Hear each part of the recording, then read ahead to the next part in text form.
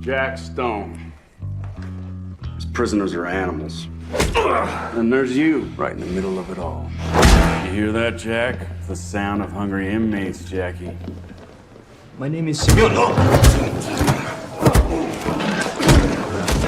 Come on, get up! Come on! Come on! Come on!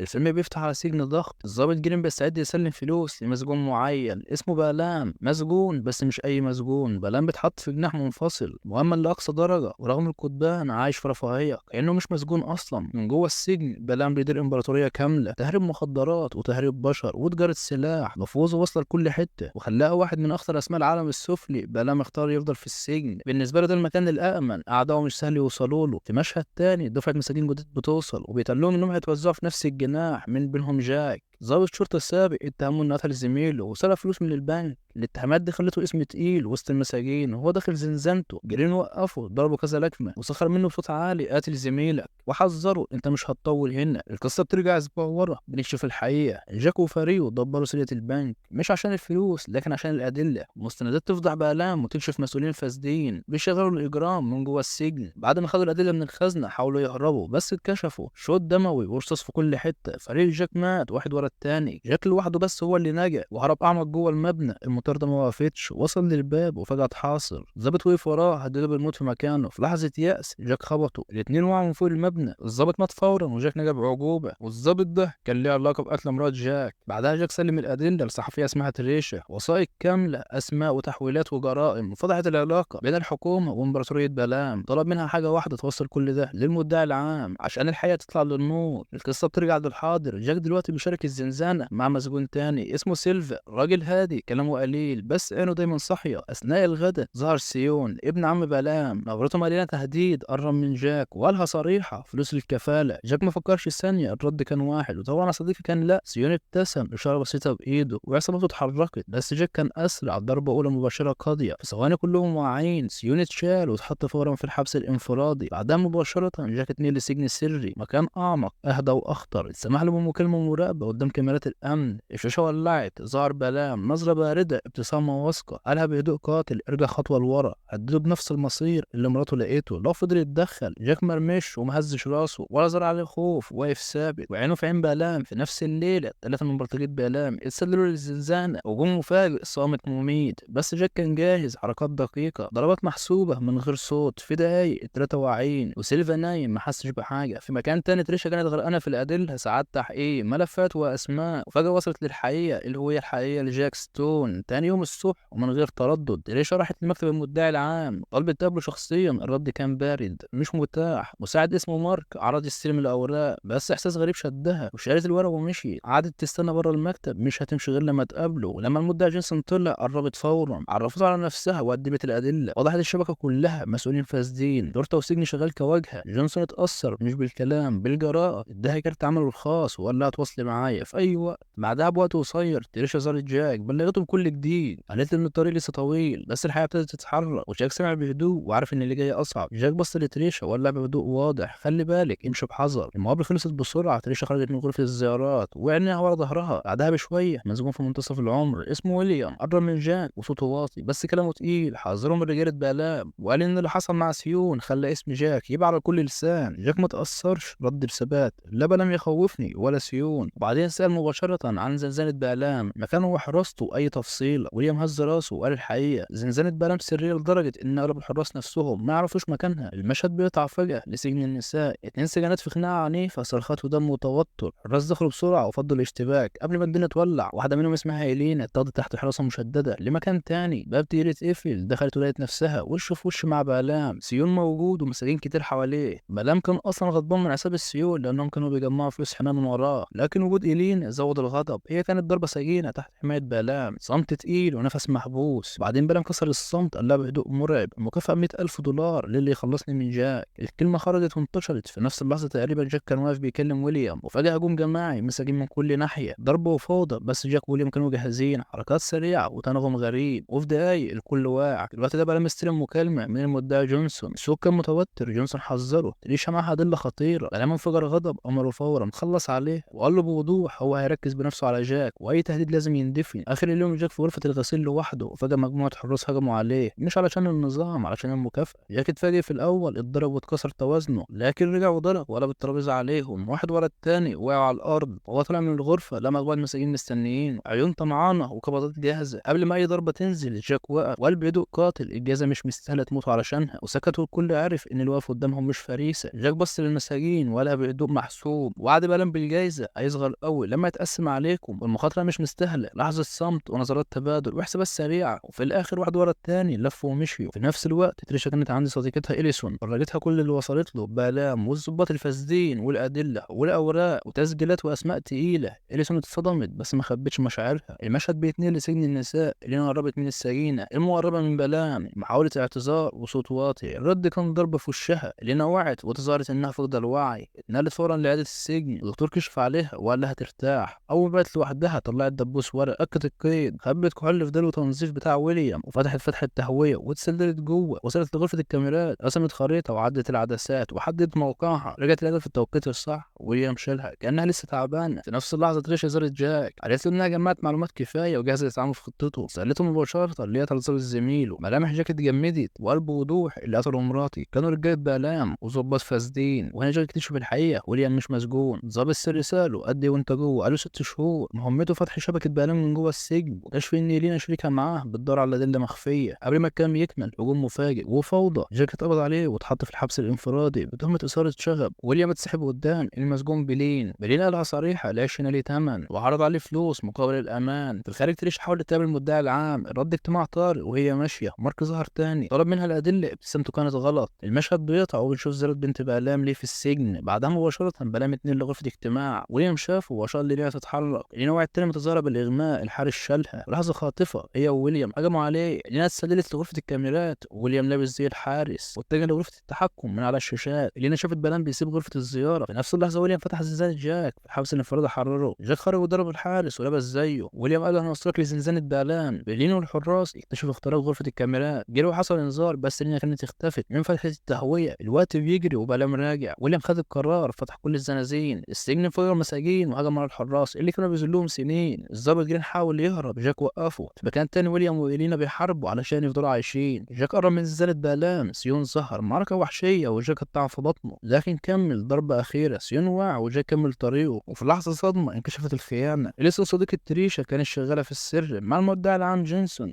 في مؤامره علشان تدمر تريشا. لكن قبل ما تضرب تريشا مارك دخل ووقفها، وكشف انه عامل فدرالي سري وكان متخفي، كان مساعد للمدعي علشان يفضح جينسون والفاسدين. نرجع للسجن. ويليام بيقاتل بلين والحراس، وجاك اخيرا واقف قدام بآلام وجها لوجه. بآلام في الاول غلب جاك وسابه على الارض، لكن لما افتكر موت مراته ولعت فيه نار الانتقام، جاك وقف وهجم على بآلام وانهى حياته واخد طار مراته. بعدها بلحظات فريق تدخل السريع دخل السجن وعاد السيطره. بعد ما الهدوء رجع ويليام قدم جاك لإلينا وقال لهم ان رئيسه عايز يشكرهم شخصيا على دورهم في تدمير شبكه بآلام جوه السجن وبراها. جاك شكرهم على مساعدتهم في انه يحقق انتقامه. وفي النهايه الحكومه الفدراليه قضت على كل المسؤولين الفاسدين والظباط المرتبطين ببآلام. الفيلم ختم بقبض ويليام على جاك، لكن طمنه انه هيطلع حر قريب. وبكده يكون خلص فيلمنا يا صديقي. لو الفيلم عجبك ما تنساش تعمل لايك للفيديو واشتراك في القناه علشان يوصلك كل جديد. اشوفكم في مختصر فيلم جديد. سلام.